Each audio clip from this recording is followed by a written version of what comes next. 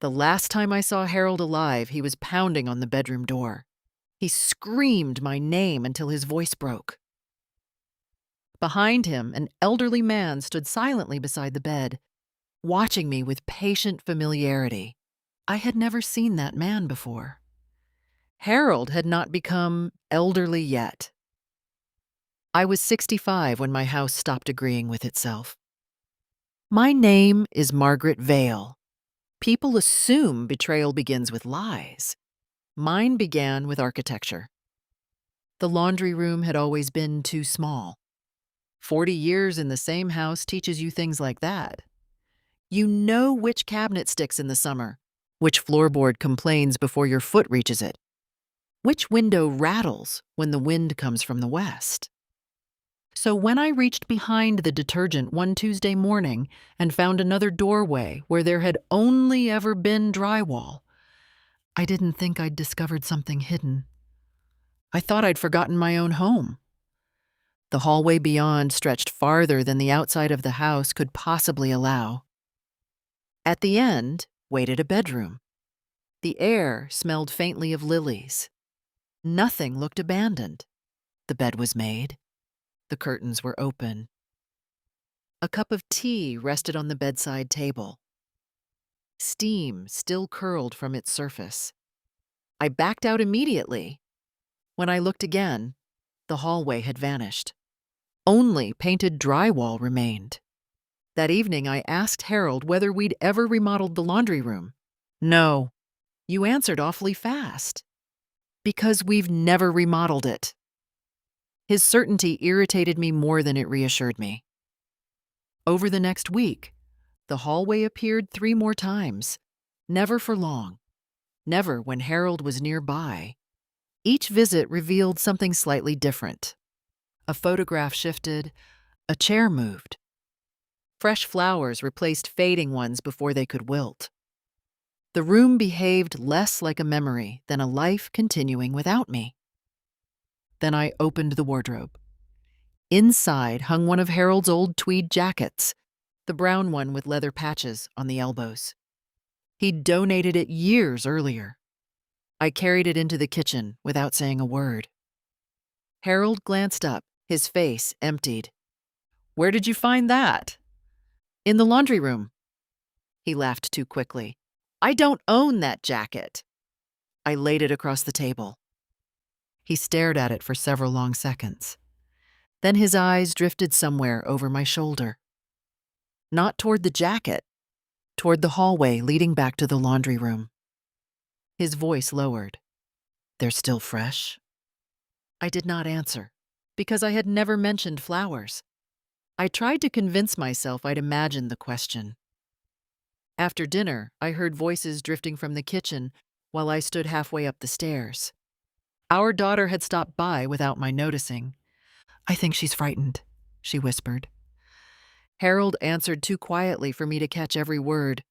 I heard only fragments. "Hasn't been sleeping." "Doctor?" "Don't push her."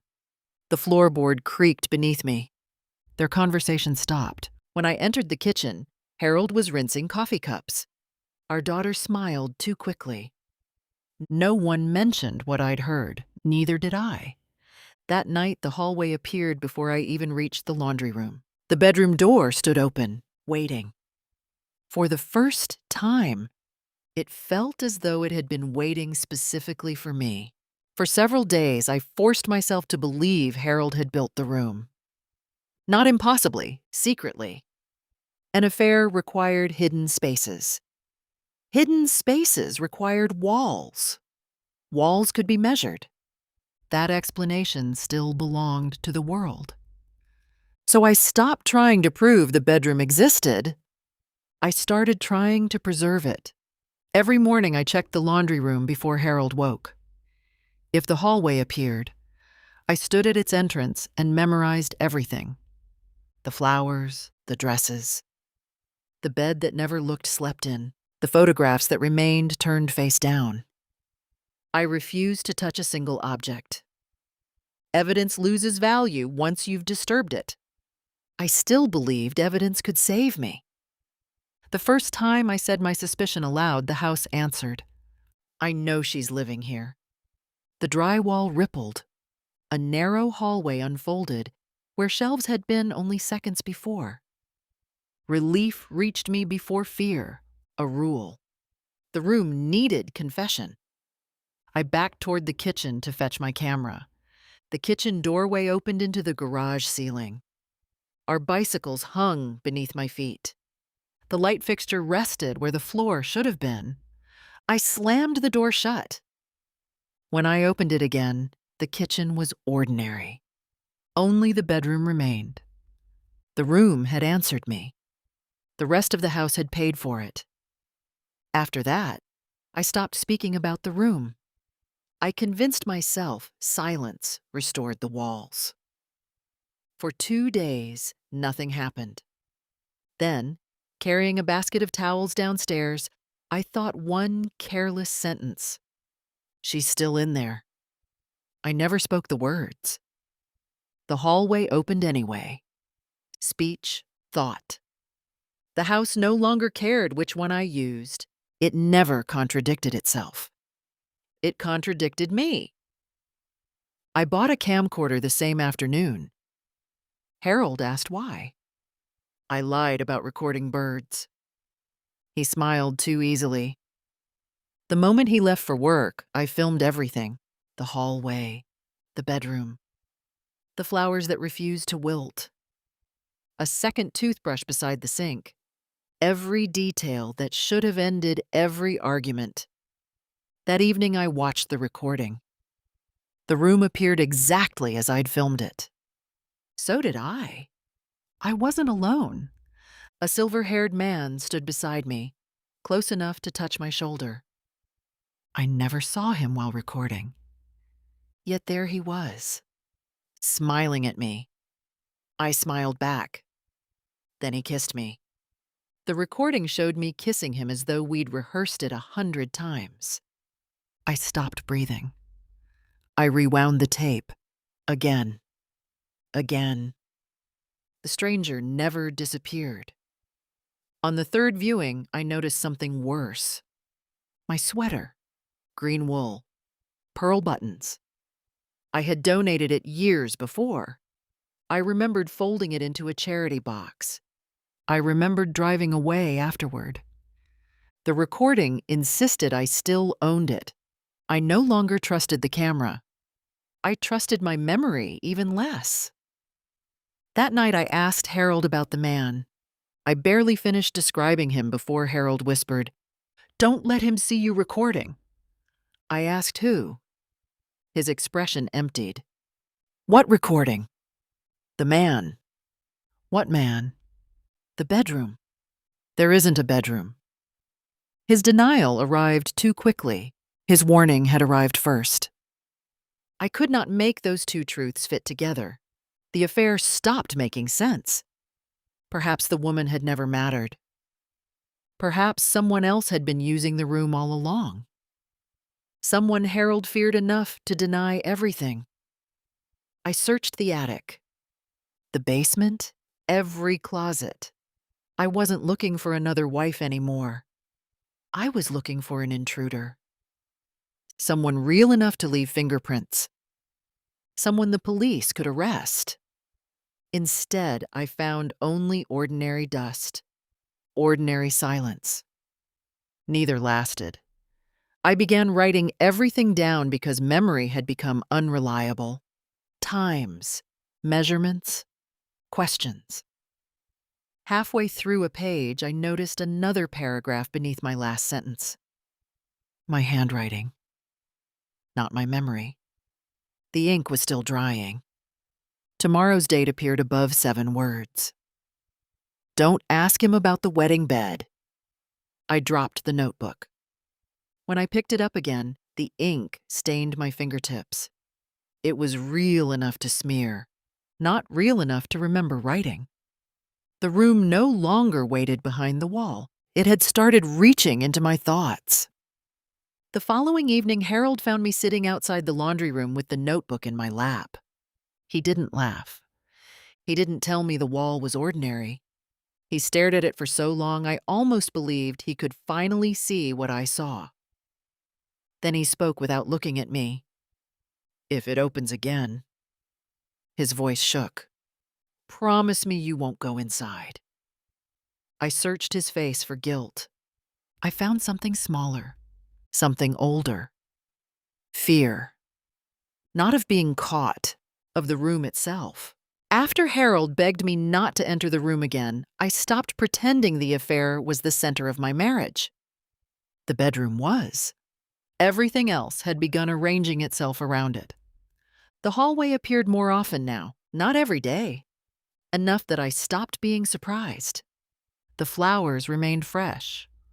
Always the same white lilies. Harold noticed me watching them one afternoon and smiled sadly.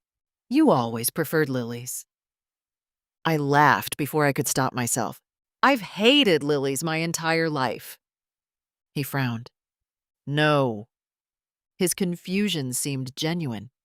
"You picked them for our wedding." I almost argued.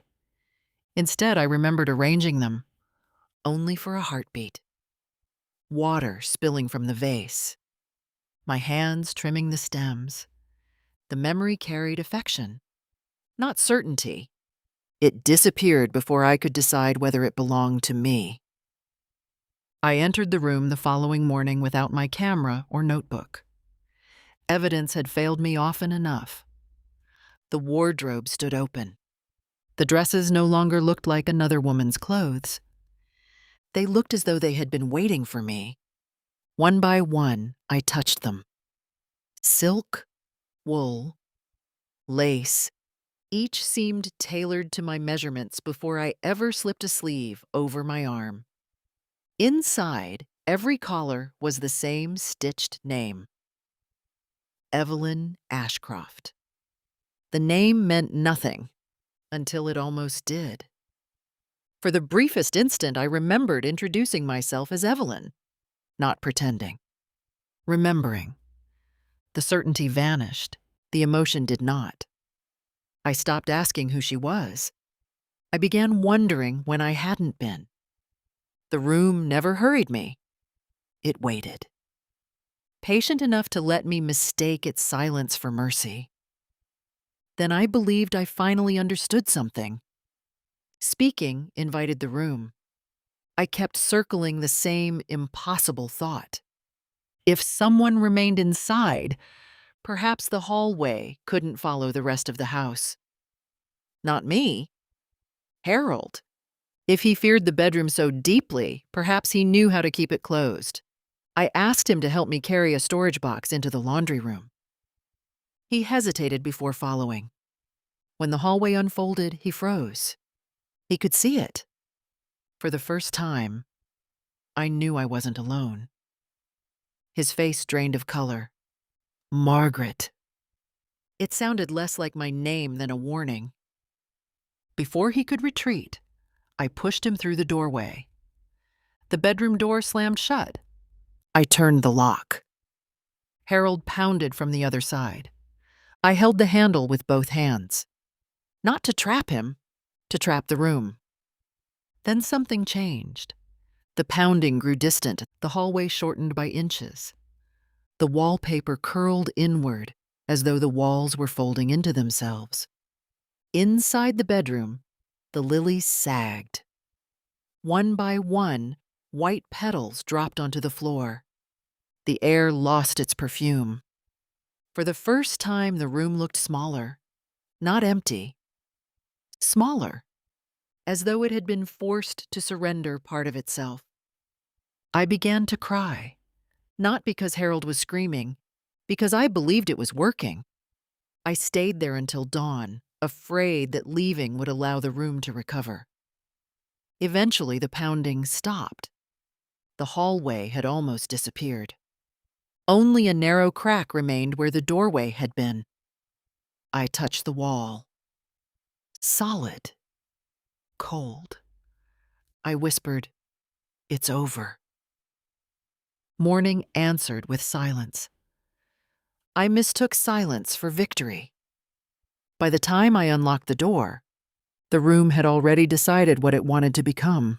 When I unlocked the bedroom the next morning, the room was still there, only smaller. The flowers were gone, the dresses, the dressing table, even the photographs. Only the bed remained, our wedding bed. Exactly as it had looked 40 years earlier, beneath the hand-stitched quilt my mother finished before the ceremony.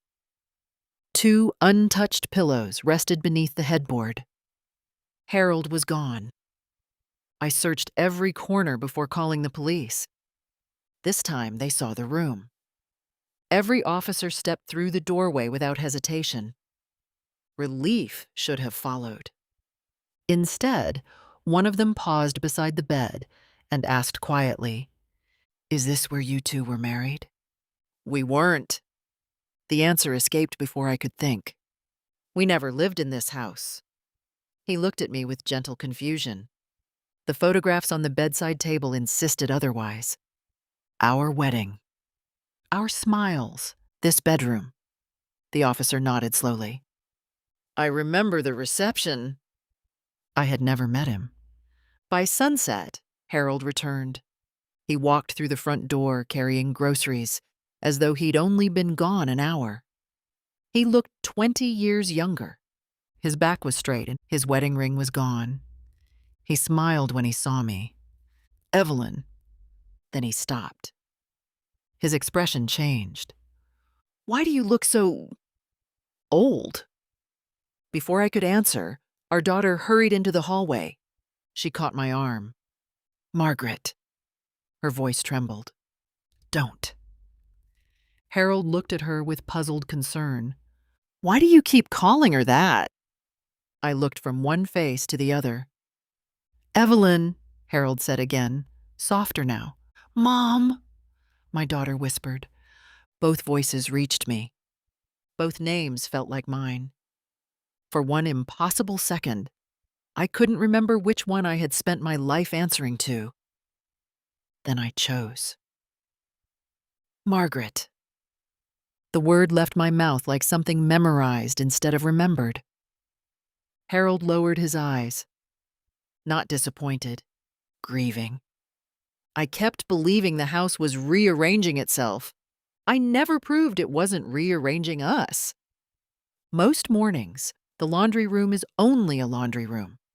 I drink coffee from the same coffee cup with the chipped saucer and sit where I can watch the hallway. The wall hasn't moved again. Not once. But sometimes I stop a thought before I finish it. Not because I'm afraid of saying it aloud. Because I no longer know whether the house ever cared about words. Last week I reached for my coffee cup and turned it until the painted initial faced me. I was certain it had always been an M. That morning it was an E. I haven't looked again.